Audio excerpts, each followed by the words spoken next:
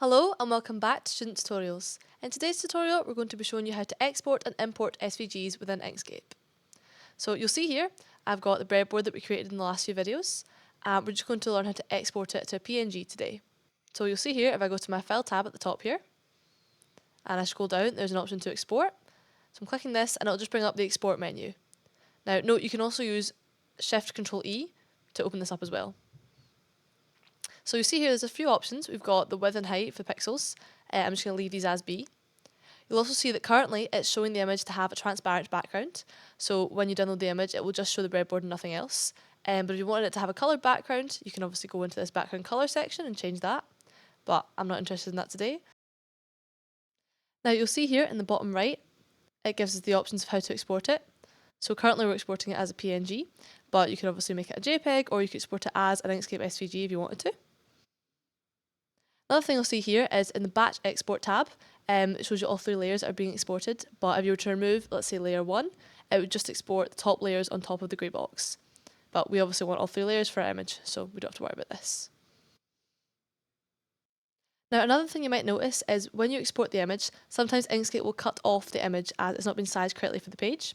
So if you need to fix this, what you can do is open your Document Properties menu, and you're just going to go to Resize to Contents.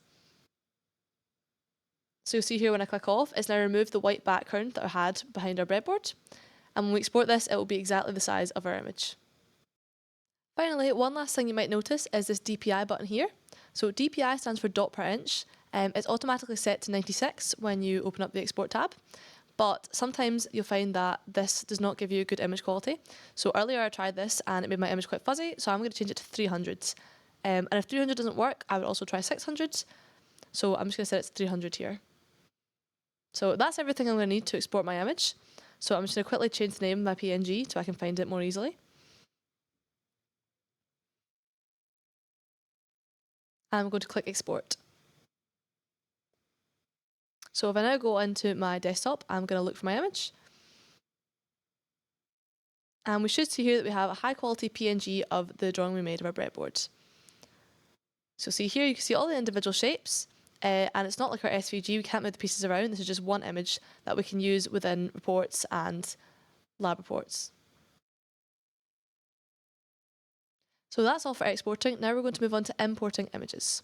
So one thing to note about SVGs in general is there's quite a wide range of free downloadable SVGs available on the internet. So rather than making your own, I would recommend having a wee search first. So you'll see here there's a wee import button. We're just going to find ourselves an image to import. So I'm going to go online, I'm going to look up Arduino SVG, scroll down here, and I found this one earlier, it's an Arduino Uno. So if we click on this here, you'll see here we've got ourselves an SVG. I'm just going to download this file.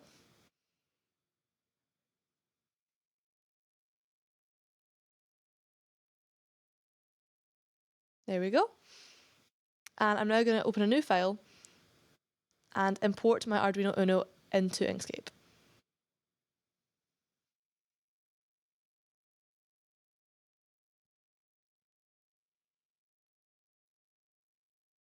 I'm just going to use the settings it gives me automatically and press OK here.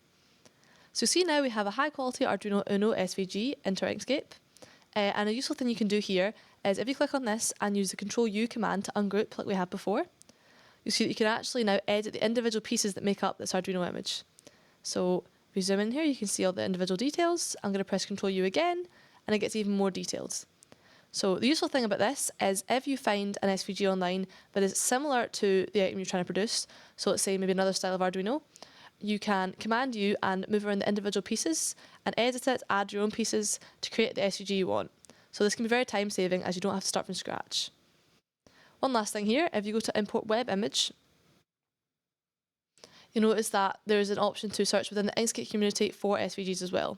So this just filters it down to make it a bit easier to find. So that's all for this video on exporting and importing images. Thanks so much for watching.